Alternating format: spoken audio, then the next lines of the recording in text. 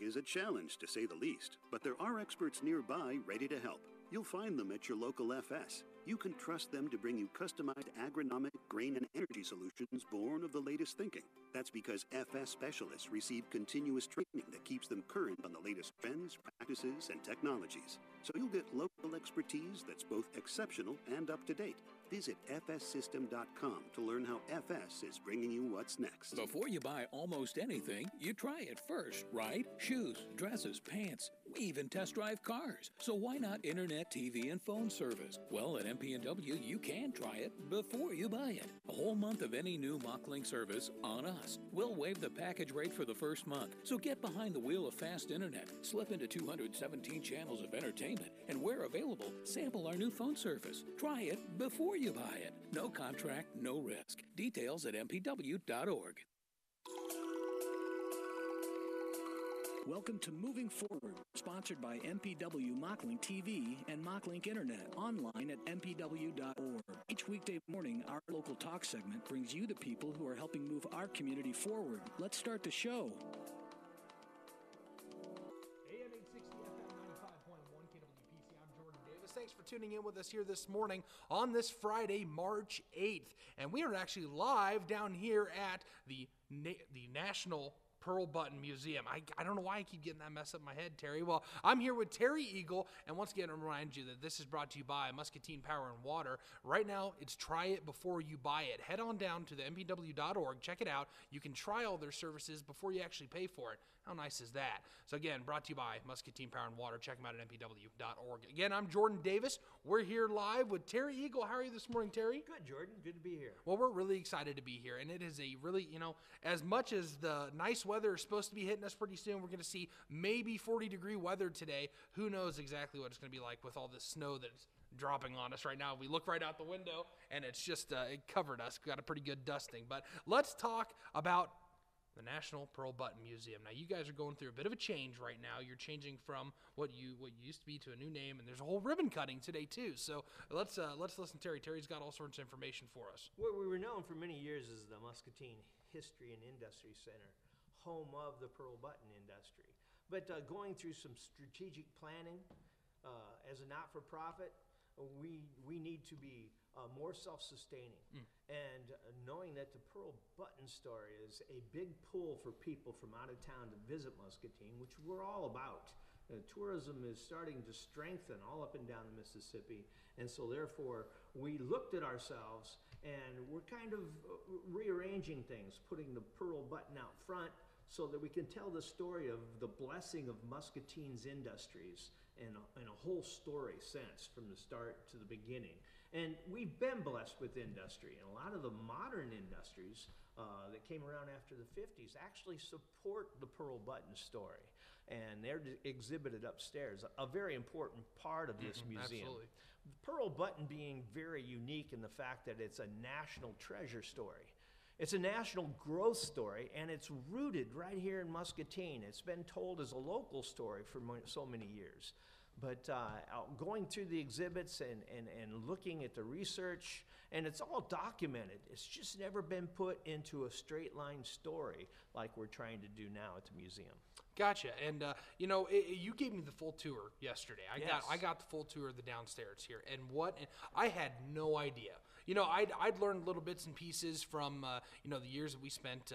My aunt and uncle part owned the Button building over in Aledo, and I don't remember specifically that it was called a Button factory, because I'm sure we'll talk about that here in a minute. Sure. But there was I learned a little bit of the history of the pearl button industry here in our area, but not at all on the scale that I understood it to be. So it was really cool to get to go through all of the. Just from the very beginning of it, how it came about and all that kind of stuff. So one thing we definitely want to talk about is, it's not just, like you say, it's not just about where we were, how it all got started, but also what it turned into and how serious of an industry it was. It was the gold rush of the Midwest. It wasn't gold, it wasn't silver, it was mother of pearl. And this mother of pearl shell was being taken from the rivers, lakes, and streams of over 19 states around the state of Iowa. And during the heyday was actually barged and brought here by railroad car by the thousands of tons. So people of all walks of life throughout the middle of the United States were mining this material, called it harvesting, but mining this material, stacking these shells onto the riverbanks. And then shell buyers from Muscatine would come down those rivers in those 19 states, buy the shells up, and then transport them to Muscatine. Wow. And it's crazy to think, this was kind of before the time that conservation was understood. Well, correct? absolutely. This was American growth story, and the fact that America was grown off of its national bounty. And this was a bounty that was easily accessed. You went to the river, and nobody restricted this. And we didn't have the science in our head at the time of what we were doing to the environment. We were all concerned about how we were going to make a living. Yes. We were living off the land at the time. And this material was easily accessible by anybody who needed to make a living. All you needed was a good, strong work ethic, no education, very little investment. You could go to the rivers, pull mother of pearl, the shells from the rivers, and you would end up being able to make a living. Yeah, and we've actually been, I think we've been showing shots and bits and pieces from time to time of all of the different, some of the different equipment that you guys have been, that was part of this history. There was I had no idea how they used to catch clams back in the day, or not clams, but Mussels, clams, yes. Mussels, clams. It's so interesting. It's like a big fishing lure. They were called crow's feet. Crow's feet hooks. Crow's feet hooks. The river looked quite different in the 1890s when John F. Beppel came here and recognized this material as a resource for making a product that was very much in demand all over the world. The pearl button was a symbol of wealth. And so therefore, people wanted those pearl buttons on their clothes so that when they're walking up to somebody to do business, those people, it was a sign of, hey, I can do business with you. So, here we are pulling this shell from the river, making a product that sold over 1/3 of the world's pearl buttons, 1.5 billion buttons annually in its heyday. That's incredible. Well, and it's so interesting, too, that this is not a history that I learned growing up right across the river. I lived here. I lived this close to it. This close to it. Grew up skipping these shells across the river with holes in them. I didn't care about buttons.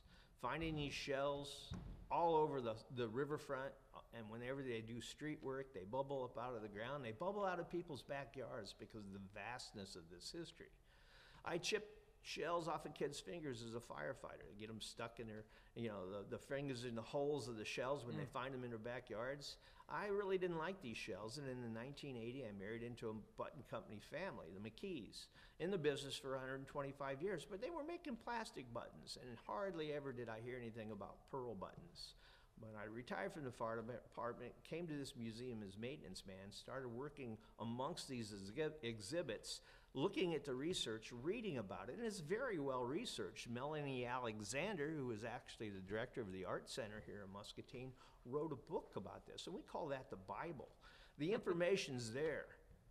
It just hasn't been put into a story that magnifies that what it truly was, and it was the gold rush of the Midwest. And that's what you've emphasized several times, especially during the tour yesterday, is just how this drew people from all over the place, all over the world. Yes, and we had English. We had a big German population because Beppel's a German, and he migrated to the United States to look for a resource to make pearl buttons with, because pearl buttons were in high demand and brought everybody high profits. So he was looking for this resource when he ended up in Muscatine and found that our river was choked. All of our rivers in the center of the United States were choked with these animals. They had hundreds of years to build up their populations. Only took us 75 years to overfish this creature from the rivers, which damaged the environment. But it wasn't just the pearl button industry. We were taking marshlands, and the river looked quite different back then. It used to go from bluff to bluff, meandering marshes, meandering channel. Well, then we took those marshes and turned it into farmland. And then we diked, we dammed, we polluted. We changed the Mississippi into a commercial channel. So it's in no way reflective of the way it looked back then. So nature had its reasons, and we didn't have that science in our head. When I have children come to the museum, the first thing I tell them is, in this history, and that's why history is important, we have lessons. There's math, there's science, And I have them point out this math and science as they go through the museum with me to inform them that anything that we do as human beings, we have to look at what we're doing.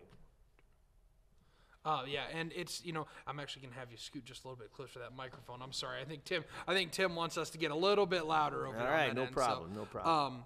I want to make sure, too, that we talk about, it's so interesting that people would not want to, not want to focus on this history when it comes to, bits and pieces of it, just because I guess, is there some kind of stigma a little bit? Well, there is. I mean, in 1910, 1911, 1912, people, there was what we call the industrial upheaval. People wanted to organize into unions. And Muscatine, at the time that this was going on, had a very big workforce of about 18,000 people. Half of those people were making buttons. So we were a very large workforce. I mean, we're only 24,000 now population. You said so there was 18,000 18,000 Half people. of them were making, were they working just the button factories, but there was also the Well, you had the blanket. clammers, you had blankers. So you had in the industry finishers. itself. In the industry I gotcha. itself. I Yeah, gotcha. yeah. Yeah. So, I mean, this was a huge workforce, not that far away from Chicago, where there was a lot of labor strife. And labor organizers would come to Muscatine because of this big workforce. And they would actually help organize these people, rightfully so. Wages, working conditions, and machines were dangerous. But what I tell people is don't dwell on that. Yes. Which a lot of research has been done. Books have been wrote. Shell Games, which plays out on the riverfront. Riverfront, 2nd Street, 3rd Street. A very interesting semi-fiction book written by Jeff Copeland. It's a fun read, but it's semi-fiction. And, the pearl button industry is no different than any other industry at the time. Right. The Chicago meatpacking plants, the Pittsburgh steel plants, the textiles, the coal, the cotton.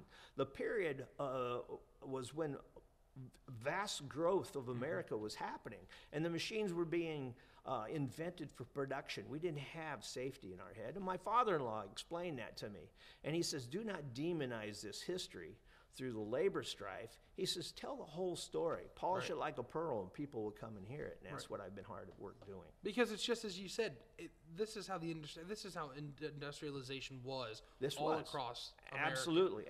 That was just how it was in the times. There wasn't. You see now the big machines that people work with in these big factories and such, and they're very, everything's enclosed and encased, and that was not as easy to achieve back then. Well, they didn't have that in their head. And Ted McKee told me, he says, God bless America, we got better. Do not demonize this. Polish it like a pearl. Right. And we're hard at doing that here at the museum. Industry in Muscatine we've always been blessed with industry, entrepreneurial leadership, philanthropy. Muscatine is a wonderful place to live. It really is. It really is. And, it's been so interesting these last 2 days. I've been out here. I was out here yesterday for probably close to 2 hours, I think. We were here and we walked through. You gave me the full tour. I got to check out every bit and piece. Where is John right now, Alex? Point to him. Where's he at? He's down over on that side. So, we've got, and you showed me, I understood pearl buttons, right? I understood that there was pearl buttons, that it was, the button was made out of that, mother of pearl. But then mother of pearl and pearl really aren't that different, right? No, they're the same material. The animal makes its shell to live in, and that's called mother of pearl. Mother of pearl encases the animal, and it lays at the bottom of the river, and it siphons the water for nutrients. And it lays in kind of a semi-open position.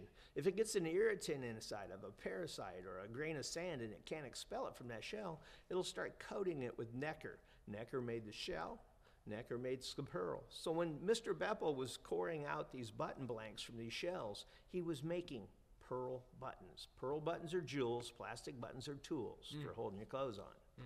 So yes. Yeah. So let's talk now about a little bit about just the importance of wealth of this, the jewelry and whatnot, because it's so interesting to me to see all of this different jewelry made out of these that I'd seen some that were made that it's very clear, knockoff versions of what used to be made truly of pearl, like you see like the plastic or the fake, whatever it is.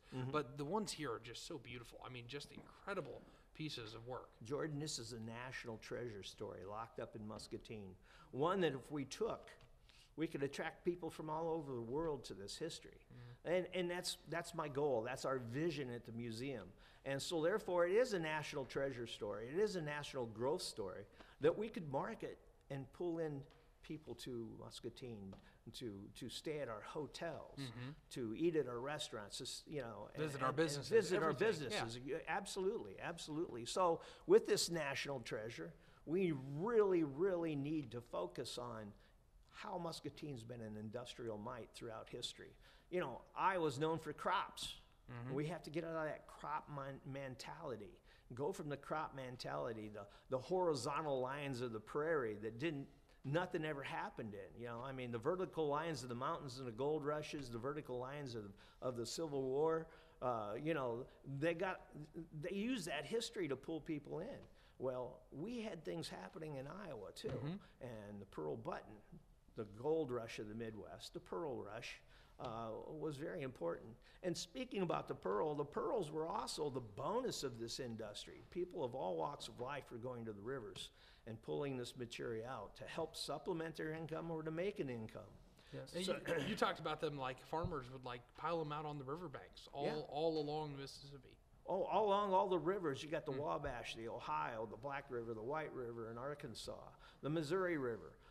Farmers who wanted to supplement their income would put their crops in their fields, and as the crops were growing, they'd go to nearby rivers and pile these shells on the riverbanks and wait for shell buyers from Muscatine to come down.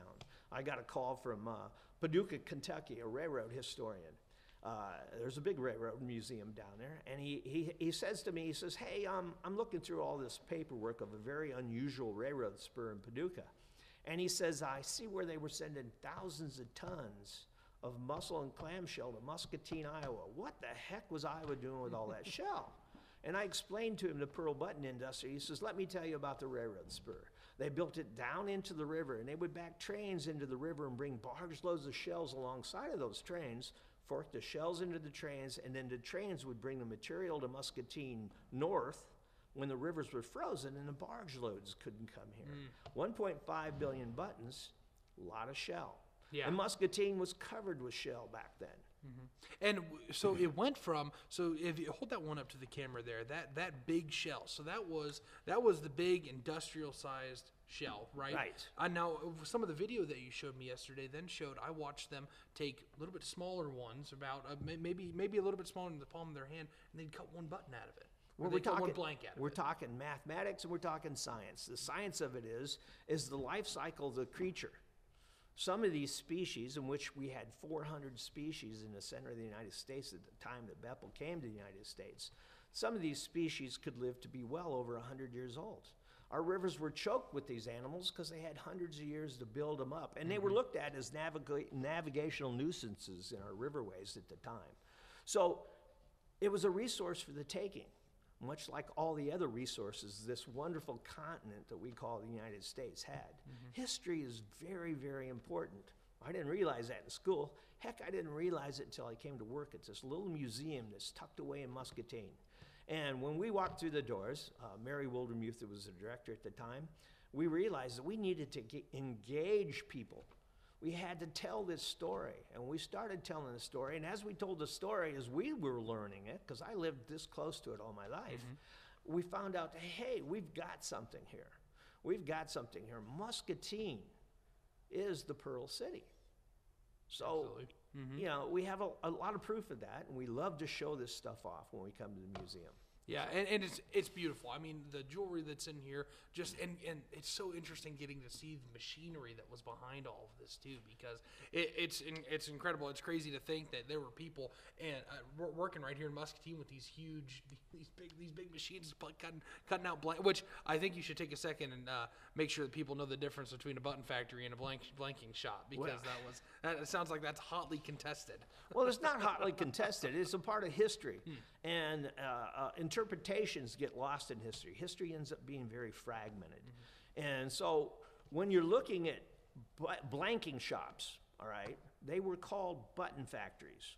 Now, there was a point in history where this heavy cargoes were coming from Lake Pippin down, from Louisiana up, from the east, the Ohio River, Indiana, and from Nebraska even, and coming here by barge and railroad or car. But that was very expensive cargoes. And this industry, trying to bring its profits up, realized that, hey, if we started sending these machines that were invented in Muscatine, the Berry family, which we still have descendants of the Berries in town. We have descendants of all these button factories still living here.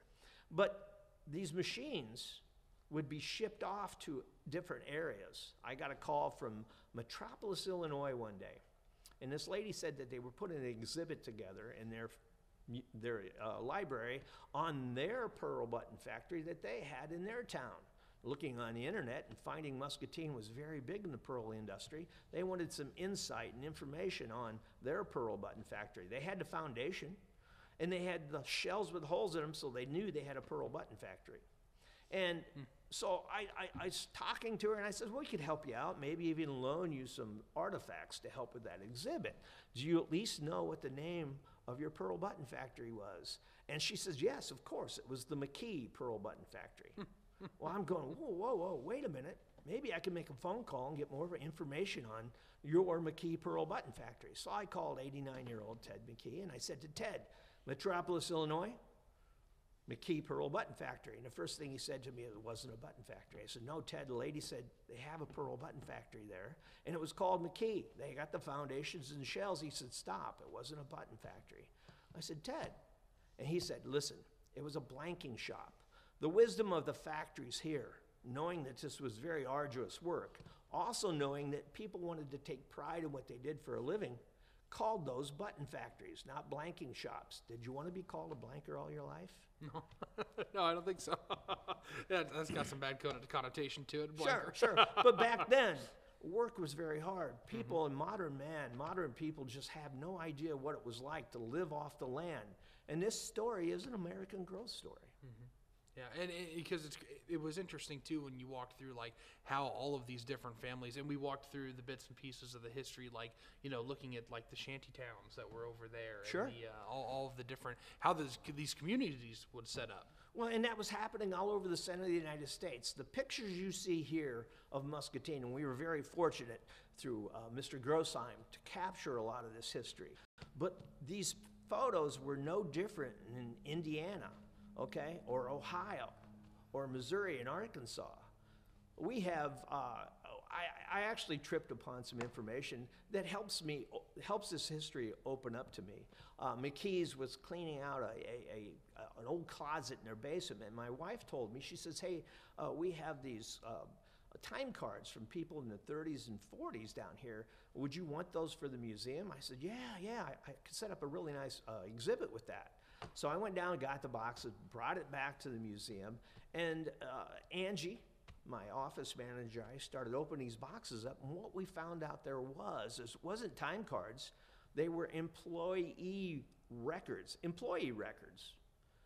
from Georgia, all right, Nashville, Tennessee, from all the states that these blanking shops called button companies were at. So I've got actual employee records from a lot of states coming out of these boxes, which tells me that Muscatine was the pearl button capital of the world, and the payroll for these button companies, blanking shops, were coming from Muscatine. All the button factories were doing that. All the families were employing people throughout the center of the nation on this industry. Yeah, and it's an incredible history, folks. You need to get down here. You need to check out this museum.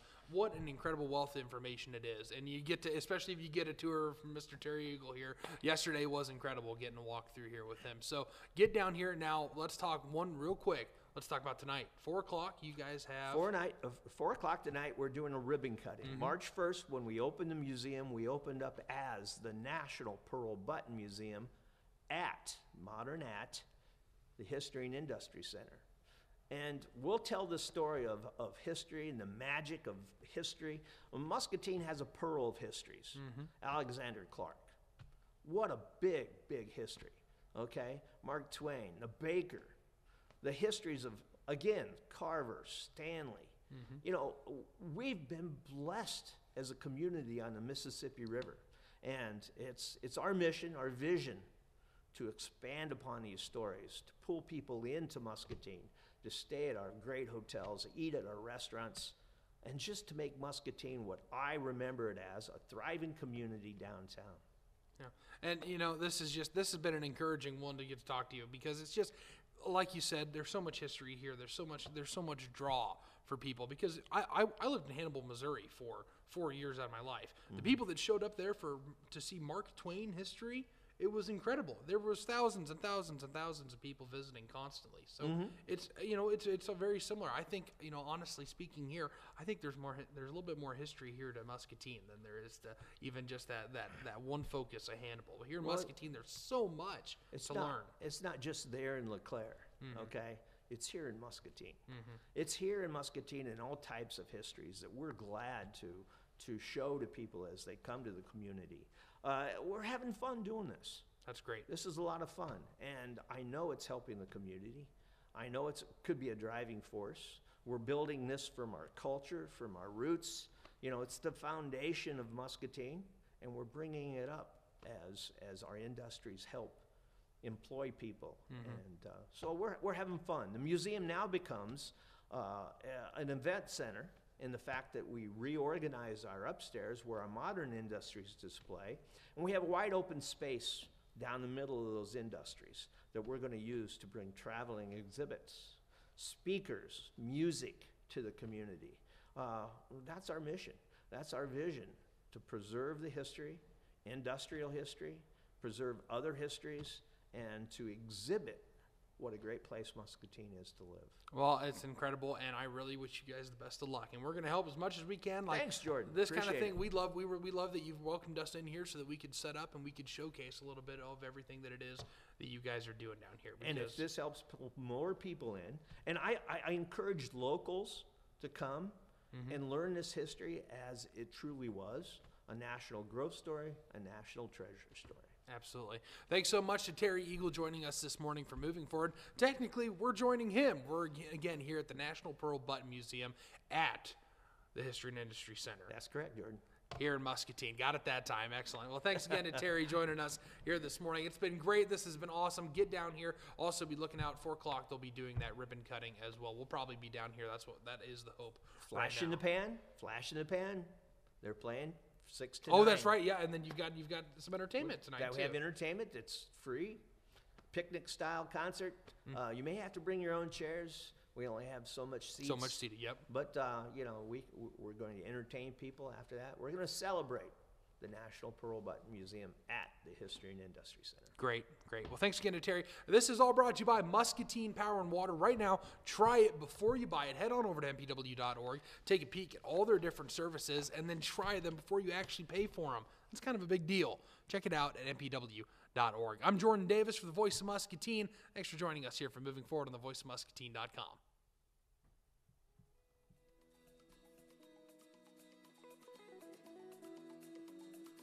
This has been Moving Forward on KWPC AM 860 FM 95.1, the voice of Muscatine. Moving Forward is brought to you by MPW Digital TV and Mocklink Internet, a designated Blue Zones worksite. Browse to mpw.org. And remember, Moving Forward, local guests making good things happen in the community. Weekdays at 8:15.